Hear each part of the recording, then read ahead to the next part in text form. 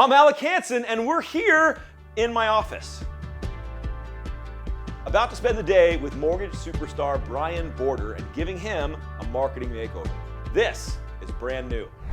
Look like it's time to rise and get in the game. Gonna change some branding, not afraid to fly. I can't even wait to finally touch down with the camera click. Let's light up that stage. Time to start your brand new golden age. It's your time to shine. Cameras on you. Brand new. Brian, good morning, buddy. Hey, good morning. You rode a motorcycle an hour and a half to get down here today. You're a champion. I had the either the 2-hour drive Yeah. with the car or hour and 20 on the bike, and Dude. since I didn't have to escort anybody down here, it made sense. So I love it. Well, it's got to wake you up, get ready to have a fun day filming. So thanks for coming into the studio. I know you've seen a couple brand new episodes, so you kind of know what's going to happen here. And so we got to start at the beginning of like, who is Brian Border, which is like, okay, it's a pretty big question. But to get there, I have a little sneaky way in. So give everybody a little bit of your history in mortgage. So I've been in the business for, this is the 21st year. Yeah. Technology was my first stop out of college, and I did that for a number of years before I got into the mortgage business. So I started at a company, AmeriQuest, because Yeah. you can't, inbound call center. Yeah. The 228 with a 3-year prepay, which Oh, never my really, Lord. it didn't sit well with me because I'd bought my own home at that point. My mom was in real estate. Yeah. I knew it wasn't supposed to be like that, so I didn't spend much time in subprime. And then in 2005, I started with GMAC Mortgage. Okay. How did you learn how to go out and get realtors? How did you learn the game? It's all about who you know. Yeah. And that's the most important part. And I'm not afraid to talk about what I do for work amongst my group of friends and my database, my contacts and everybody that I've met over the years. And if you do that and you're not afraid to talk about what you do on the professional side with your friends and family, you can build a business around that. And that's essentially what happened for me. But fear holds a lot of salespeople back. Fear of rejection. Did you ever deal with fear of rejection or any of that stuff, or you just felt like you were immune to it? I watched some of my colleagues be fearful of talking about their professional work with their friends and family. It was like the no-fly zone, Yeah, right? yeah. I don't want to mix business with pleasure. 100%. But over the years that I've been doing this, most of my friend network, whether I don't golf, all right, but Neither do I. I ride motorcycles, I water ski, and all the friends that I have amassed through these sports and activities have become more, clients and help me grow in the referral network through those fun activities. So, how do you run your business? What are the core values of how you lead your team and run your business that you are just your standards? I'm not a micromanager, so I'm there to support and help drive sales activities and help the loan officers be the best possible version of themselves if they want the help. But I'm not going to be the nagging parent, nagging parent to come down on them every day and tell them what they should be doing. I want to be looked at as another team member for them that's there to support all of their efforts and help them, either solve problems or create sales strategies. I want to be there 24/7 to help them grow. Okay, let's talk kind of like Brian the human, right? So how would you describe yourself? Easygoing. I get along with everybody. I don't create conflict. I love to have fun. I love to bring that fun aspect, into the team. I love team building days outside of the office. Okay, easygoing, fun, team building, no drama, no conflict. What else? Competitive, and I like knowing that we're top 10 amongst all of the offices across the U.S. Let's talk about some adjectives for a second. If I went and asked everyone that works for you to give me a word to describe you, would they use any other words than the ones you've already given? They're probably going to say genuine and accommodating and nice. Hey, nice is good. Yeah. Let's go back to professional. People know who are inside the mortgage business how crazy stressful. What makes you stick in here and stay in the game like you? The wins are, feel so good Yeah. when you have those amazing months, or you're overcoming, obstacles with a client that maybe didn't think that they could get finance. I mean, the list goes on and on, but the highs are high. A good brand, a good personal brand, knows what it cares about, is very grounded in what it values, and then is able to communicate that consistently through their messaging. And so one of the most important things that you can do as a leader to grow your business or to grow your team is to expose more people to who you are and what you do. In my opinion, as we look to launch today, and we're going to film content and make messages and build strategies, this is going to be a crucial thing that we have to come back to over and over again to make sure that we are on brand or staying true to what you care about, which for you, Brian, is not going to be a problem because you're not a chameleon. Like, you're not going to show up differently on camera than you do in real life. I know you, and I know that, but some people do. Absolutely. You ready to rock? Yep, let's do it. Good job, dude. Let's go. Bam! And magic. This is now all here, and we weren't gone for 30 minutes while this was set up. Okay, so kicking back in here, after we talked about your brand, its position, its heart, its soul, the things that really matter to you and that matter to your leadership, matter to the team around you, we get to go to a social media audit, so to speak, and we get to look and go, what do people see? I mean, you know what you bring to the table. Your teammates who've been there know what you bring to the table. Your customers know what you bring to the table. What does the world think you do? Right? And so, you ready to go? A little magical journey? Yeah, we'll see where this goes here. We always start with the old Google. You're here, right? And you got a little Loan Depot bump. That helps. Our SEO pumps you up there. But then I noticed that this isn't you. Just answer, Stanford. I'm a passionate marketing leader. Okay. But this is you. Found you there, which we'll check out Instagram. But this is a thing that I can't overstate this. Social media videos boost your search engine optimization. So it's a massive win there. So we're going to dive into there and check it out. All right, so let's go look at LinkedIn. First of all, what a great profile pic, looking good. But I criticize everyone on this, and so you get some of it too. The banner is boring. And it says Team Loan Depot. Yeah. I love it. Who did that, right? It's probably marketing. Was it me? Personally? Oh, no, not you personally. Yeah, I was going to say, if you caught me and it was me. No. It was here, though. Absolutely. They did it for you, right? Yes. The problem that we have in this is throughout all social media here, this is your first impression. All these little touches are places for your brand, for your authentic self to show through a little bit. Second, this title. It's another space for a glimpse into who you are, and this doesn't speak to anything. But as you kind of come down here, about section, right? This gives me no insight into who you are. Tell people who you are and what you're doing, and do it in first person. A lot of people write their own bios in third person. I find that hysterical. Just do it in first person. Yeah, LinkedIn is probably a place where I spend the least amount of time. How do you see using LinkedIn? Recruiting tool. We have a misframe opportunity to tackle this differently. All my past clients are probably on LinkedIn, or a majority of them that have jobs. And inside this, you can actually see, I can see who you're connected to. So if you can do that, then your loan officers can go see their past customers, go see who all their coworkers are, go see who their bosses are, go see who their heads of HR are, and all of a sudden now you just realize you have a sniper's view into prospecting. Yeah, you bring up a great point. I hadn't thought about it that way. If I can start finding these connection points and broadening my sphere, now when I make content, I'm reaching more people. So there's just a couple things to fix up. Let's talk about Facebook. This is your business profile. Same opportunity, but where I'm going to lean into and challenge is your personal profile, and we'll get there in a sec. I think a business page is a should have. It helps SEO.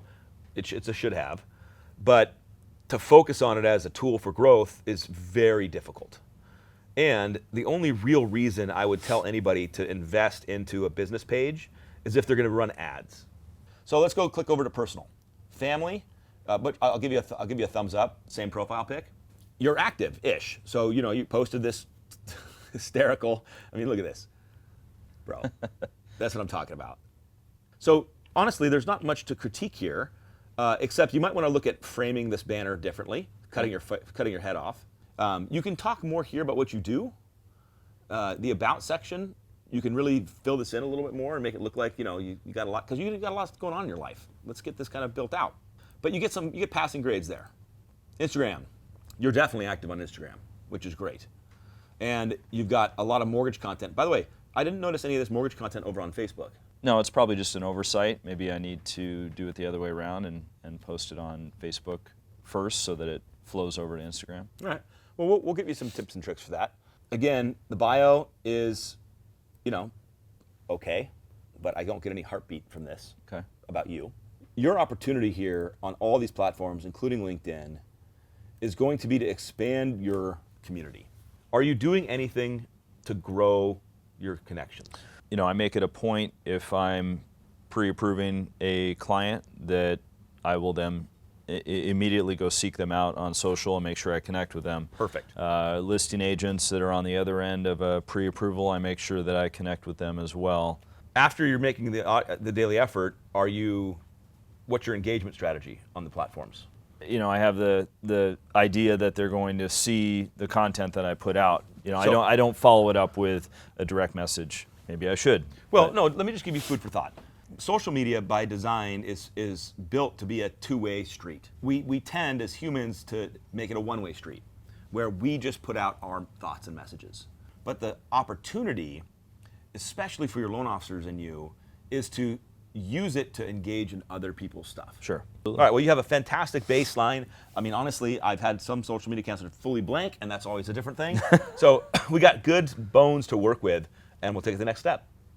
Right on. Let's go. Let's go. Bam!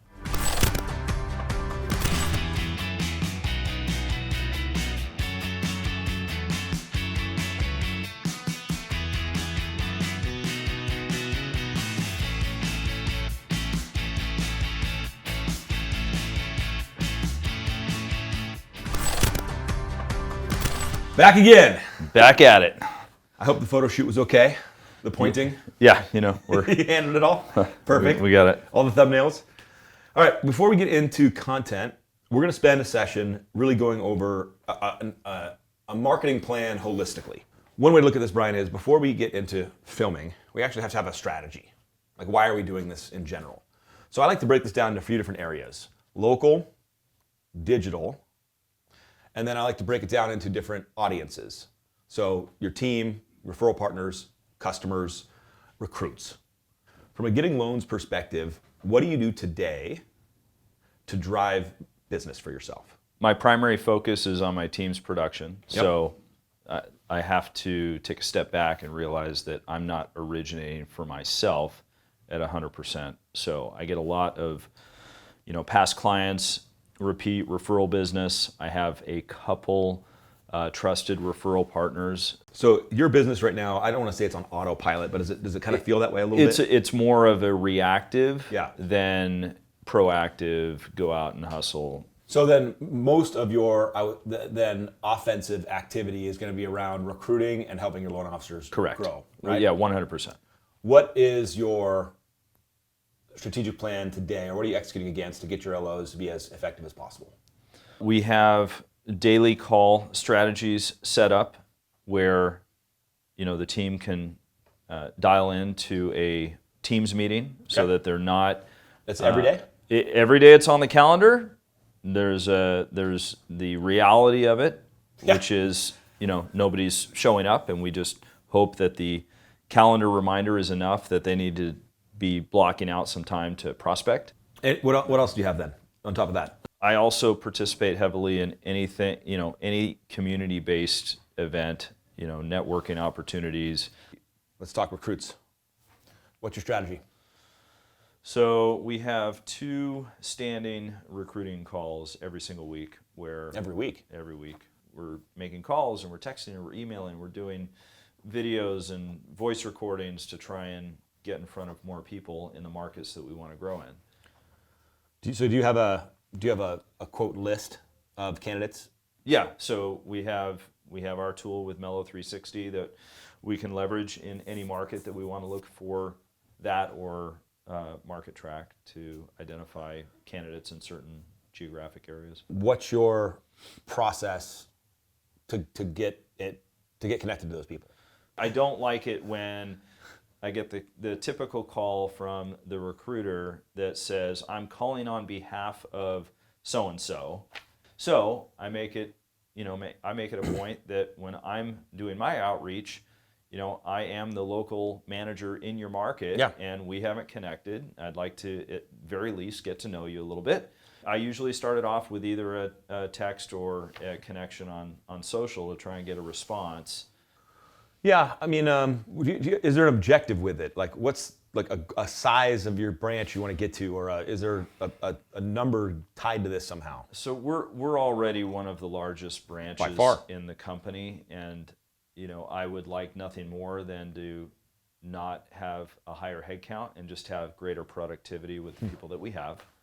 But I know that doesn't solve for some market areas that we do need to expand in. All right, so super helpful. Here, let's kind of dive into some thoughts and brainstorming a little bit. One thing that I found to be super helpful for especially people like you who are tenured in this business, achieved tons of success personally, you've accumulated so much knowledge over your career that you've forgotten everything that you've learned. And in addition to that, a lot of your teammates, even new ones you might be hiring, have never learned the right way. Your ability to say, here's the 17 things I would do right now, and here's how to do them, and here's how to execute them, and here's how to be accountable to these things, and here's how I can help you, could be a really fun tool to have in your toolkit, where it's not just Brian's wisdom, it's now in a book, it's now in a roadmap. Here's another area where you have opportunity. Identifying, you're a guy who accomplishes things. Is that a fair statement? I'd like to think so. Yeah, I mean, if you set out to go do something, chances are you do it. Right. I mean, that's just I've watched it. There's your personality, what we talked about this morning. Like, here, A, I need to get to B, I get to B. I think that setting up those standards for your growth objectives and your growth goal, which doesn't have to be this specific, but I'm going to have a branch with 10 people in this market in a year or in 6 months. Right. And then back it up and go, okay, well, by 6 months, then I need to have the leader, and then and then I need to have a couple of hires here and then here. Setting those big objectives up for you is going to drive you nuts, and you'll accomplish it, especially if you make it public. And now everyone that follows you is looking at you, seeing how you accomplish this or not. Right. Because you're the one that holds them accountable for their stuff. So it's food for thought. My biggest encouragement in all this stuff is, how can you continue to open up visibility to the things you're doing and that you're trying to accomplish, and the things that and get your team to be as visible as possible with you too. It'll pull everybody together and up to new levels. And it might expose people who are having the issues that you need to really get involved with. Because I found when somebody's not performing at the highest levels of activity, it's not because they don't want it. It's because they have a limiting belief or problem that's holding them back from it. And that's what people like you need to work on. It's not the activity, it's that they don't know what to say. All right, you ready to make some content? Let's do it. All right, buddy. Bam! Bam. I got a dry erase marker in my hand. Yep. I'm a little scared because my handwriting is not that great. Oh, the whole world's going to see your handwriting now, so it's perfect. This is content creation 101. So I got to be on a whiteboard. And literally in the next 10 to 15 minutes, you're never going to have the excuse, I don't know what to say again. And you can teach all your loan officers, all your realtors. This is a repeatable process that is just timeless. The first thing you do is you start with an audience. So I'm going to start with first-time home buyers. Okay? Easy audience, right? Great pen, amazing. What is a topic that they have no idea about, they have to get educated on in order to go buy their first home? Down payment. Yeah, down payment, right? Easy one. Down payment. What's another one? Credit. Yep. What's up? Keep going. Income. Yep. What else? Appraisals. Yep. Like it goes on, right? Of course. And so we just spent less than 30 seconds, and you got 1, 2, 3, 4, 5, 6, 7 things off the top of your head, and I came up with a few more. And I guarantee you by the end of a couple minutes, we could get all the way down the list. Of course. Right? So let's pick another audience. What's another subgroup or cohort that we can talk to? Repeat buyers. Yeah, so like buying like a second home, or buying a move up, right? Investment. Keep going. Anything else? Veterans. Reno. Reverse. How about audience of realtors, right? How about an audience of recruits? And that was the worst writing I've ever done in my life. No one can read that. So, and there's more. There's more audiences here that we could pick out and mess around with. But if you get the game, right, we just take these and map it over every group. Sure. And so now all of a sudden, we know what to say. We don't know how to say it yet, but we know that everyone needs to know about down payment. We know that everyone needs to know about credit. Do this at your next sales meeting. I guarantee you come up with a million different things. Oh, and God, I forgot a topic. Current market issues, current events. Because there's stuff happening all the time around us, right? Rates dropping up and down. Like, what are we talking about? I would have this as like a living Google Drive document with you and your team, where you have all these topics listed all the time, so that when anyone gives you the excuse of I'm not sure what to say, you could be like, okay, let's look this up. Like, what are you passionate about? What do you got going on? So once we kind of have this organized, we now have to figure out how to say stuff. It starts with an intro or a hook. It goes into a story or an explanation, and it ends with a call to action or a close. Have you seen this framework before? Yes. Pick one of these and write me a video script. I was going to talk about, one of the videos I was going to make was jumbo programs. People think it's only for large loans, so I was going to educate people that you can use a jumbo loan down into a lower loan amount. So let's start with this. Who's your audience? So audience is going to be referral partners and consumers. What's a good intro or hook? Did you know that a jumbo loan is not necessarily a large loan amount? Okay, I like where you're starting there. So Let's refine that. Did you know? Now, this, did you know? There's a spectrum in video content of like optimal, suboptimal, okay, and terrible. Did you know is right in the suboptimal. Example of terrible is, hey everybody, my name's Alec Hanson. I'm the Chief Marketing Officer here at Loan Depot, and I've been doing loans for 25 years. They're gone. Like, they don't care about anything I just said. You really want to look for that nice balance, and this is the science and art creative part. It's hard. It's like, if you don't watch this video, your house is going to burn down. Right. And you're like, oh my God, I got to watch it. Like you want to balance between that and extreme language with something that's really helpful and useful.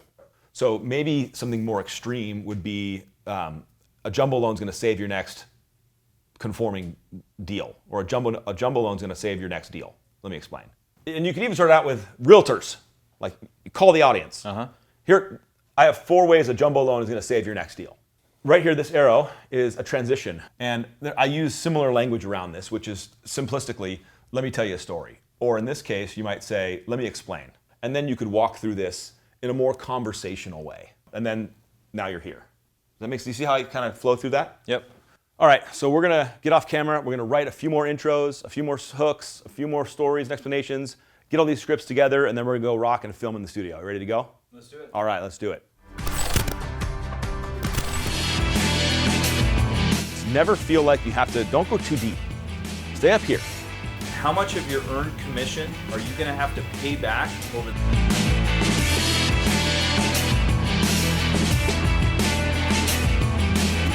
loans that you closed, and if it happens within that time frame, you could lose your commission that you've already been paid. All right, brother. We're back. We're back in beautiful wherever this is.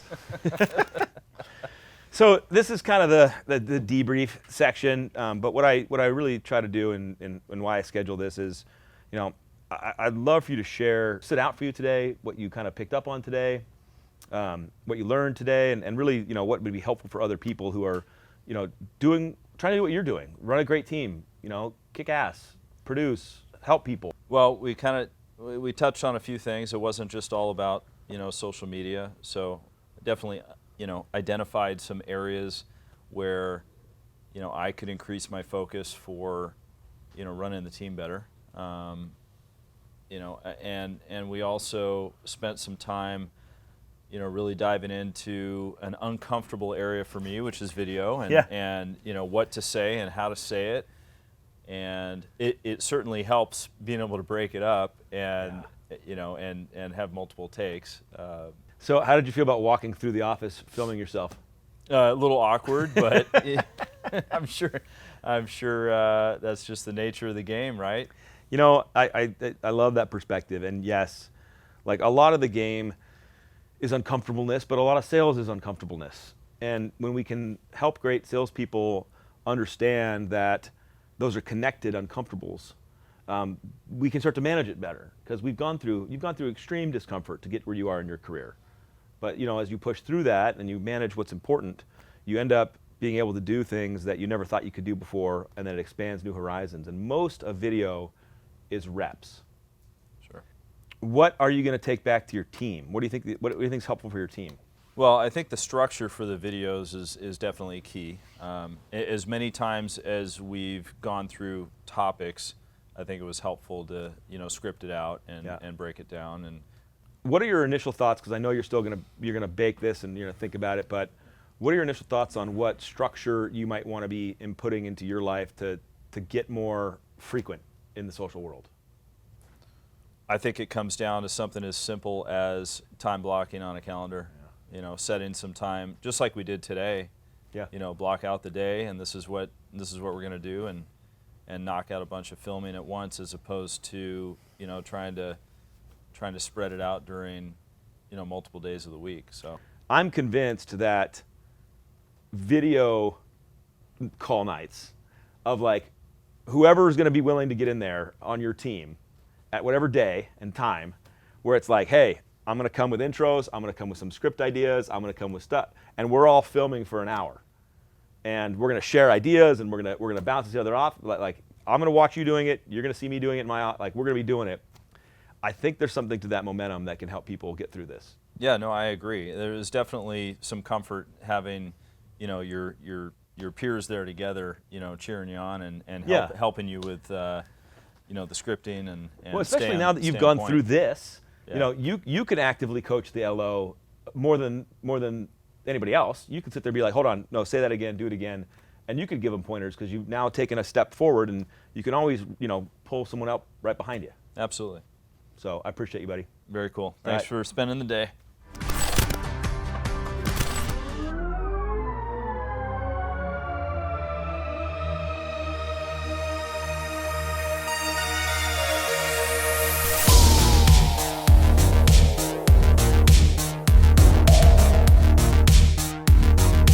Hey loan officers, here's 4 ways that a jumbo loan is going to save your next deal.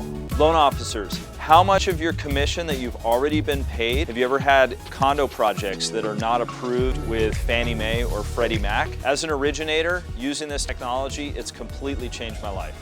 Reach out and let's see what it can do for you. Brand new.